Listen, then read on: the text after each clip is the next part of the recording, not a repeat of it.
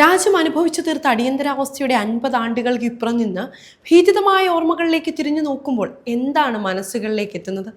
അരനൂറ്റാണ്ടെത്തുന്ന അടിയന്തരാവസ്ഥ 1975 പ്രധാനമന്ത്രി ഇന്ദിരാഗാന്ധിയുടെ ഭരണകാലത്തായിരുന്നല്ലോ.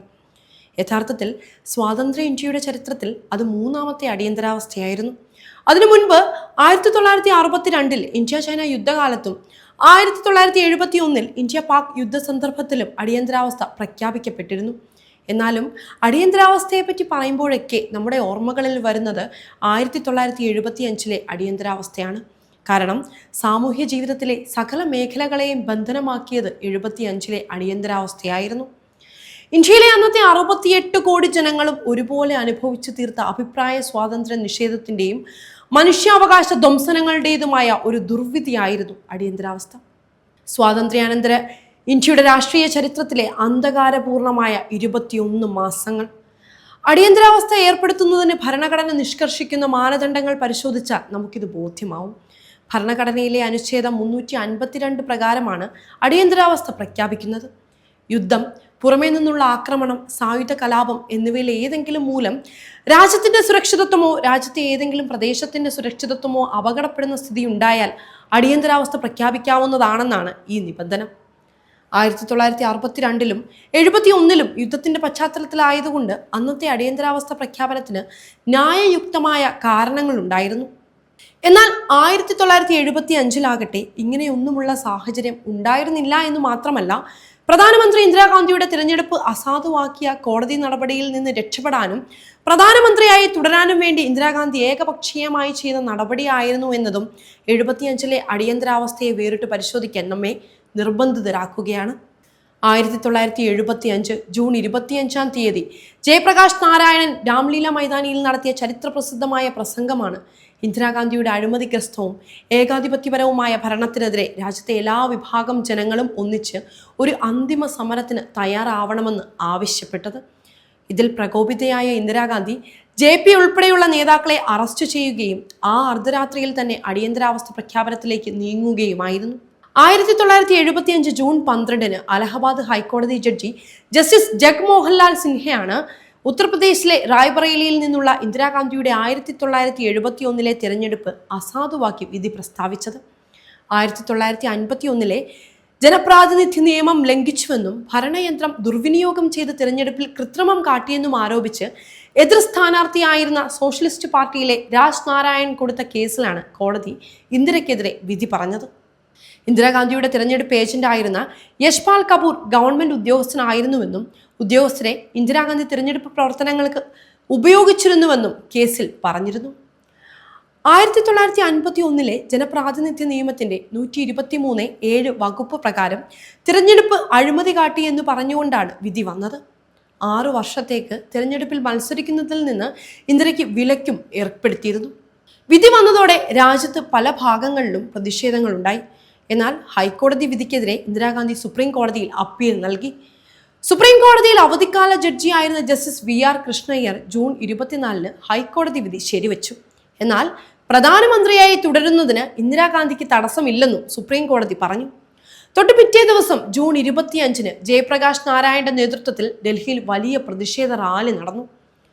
ഈ പ്രതിഷേധം രാജ്യമെങ്ങും ആഞ്ഞടിക്കുമെന്ന് മനസ്സിലാക്കിയായിരുന്നു അടിയന്തരാവസ്ഥ പ്രഖ്യാപനം.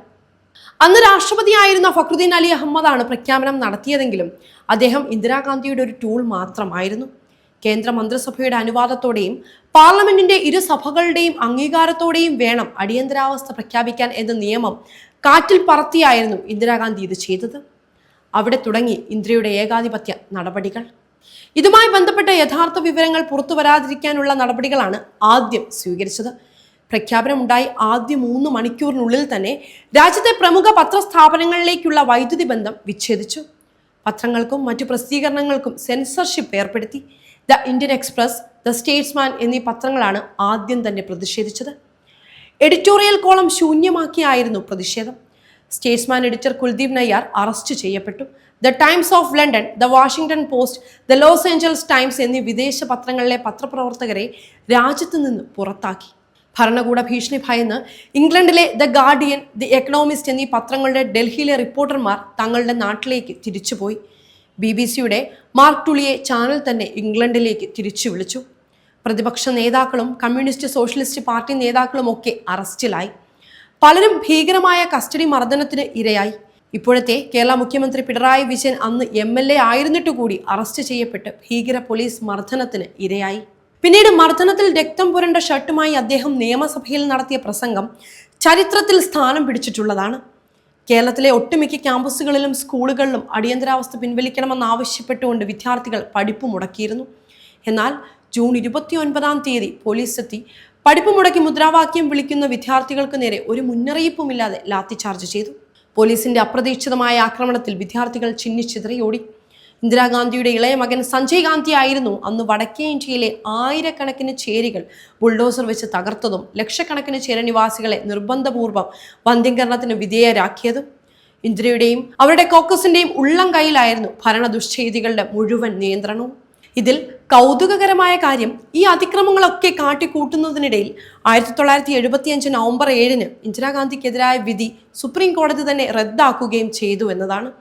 അടിയന്തരാവസ്ഥയിൽ സുപ്രീം കോടതിയെ പോലും ഇന്ദിരാഗാന്ധി വരച്ച വരയിൽ നിർത്തി എന്നതാണ് വസ്തുത.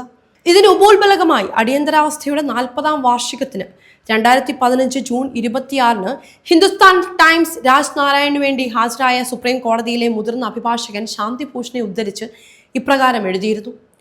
അലഹബാദ് ഹൈക്കോടതി വിധി വരുന്നതിന് മുൻപ് അന്നത്തെ അലഹബാദ് ഹൈക്കോടതി ചീഫ് ജസ്റ്റിസ് DS മാഥൂറിനെ ഉപയോഗിച്ച് കേസ് പരിഗണിച്ച ജസ്റ്റിസ് ജഗ്മോഹൻലാൽ സിൻഹയെ സ്വാധീനിക്കാൻ ഇന്ദിരാഗാന്ധി ശ്രമിച്ചിരുന്നു. മാഥൂർ അദ്ദേഹത്തിന്റെ ഭാര്യയുമൊത്ത് സിൻഹയുടെ വസതിയിലെത്തിയാണ് സ്വാധീനിക്കാൻ ശ്രമിച്ചത്. അലഹബാദ് ഹൈക്കോടതി വിധി ഇന്ദിരയ്ക്ക് അനുകൂലമായി പറഞ്ഞാൽ വിധി പ്രസ്താവത്തിന് ശേഷം സിൻഹയെ സുപ്രീം കോടതി ജഡ്ജിയായി ഉയർത്താമെന്ന് ഇന്ദിരാഗാന്ധിയുടെ പേഴ്സണൽ ഡോക്ടറും തന്റെ ബന്ധുവും കൂടിയായ ഡോക്ടർ മാഥൂറിനോട് പറഞ്ഞിട്ടുള്ളതായി ഡോക്ടർ മാഥൂർ തന്നെ അറിയിച്ചിട്ടുണ്ടെന്നായിരുന്നു ചീഫ് ജസ്റ്റിസ് DS മാഥൂർ സിൻഹയോട് പറഞ്ഞത്. എന്നാൽ സത്യസന്ധനും ദൈവവിശ്വാസിയുമായിരുന്ന സിൻഹ ഇതിന് വഴിപ്പെട്ടില്ല. വിധി പ്രസ്താവത്തിനു ശേഷം ഒരിക്കൽ അലഹബാദിൽ ഗോൾഫ് കളിക്കുന്നതിനിടയിൽ ജസ്റ്റിസ് സിൻഹ തന്നെ തന്നോട് പറഞ്ഞതാണ് ഇക്കാര്യമെന്ന് ശാന്തിഭൂഷൺ പറഞ്ഞതായും ഹിന്ദുസ്ഥാൻ ടൈംസ് അന്ന് റിപ്പോർട്ട് ചെയ്യുകയുണ്ടായി. ഒടുവിൽ 1977 മാർച്ച് 21-ന് പൊതു തെരഞ്ഞെടുപ്പിൽ ഇന്ദിരാഗാന്ധി ഉൾപ്പെടെയുള്ള പ്രമുഖ നേതാക്കളൊക്കെ തോൽക്കുകയും കോൺഗ്രസ് കേരളം ഒഴികെയുള്ള സംസ്ഥാനങ്ങളിലെല്ലാം കടപുഴകി വീഴുകയും ചെയ്തതോടെയാണ് അടിയന്തരാവസ്ഥ പിൻവലിക്കപ്പെട്ടത്.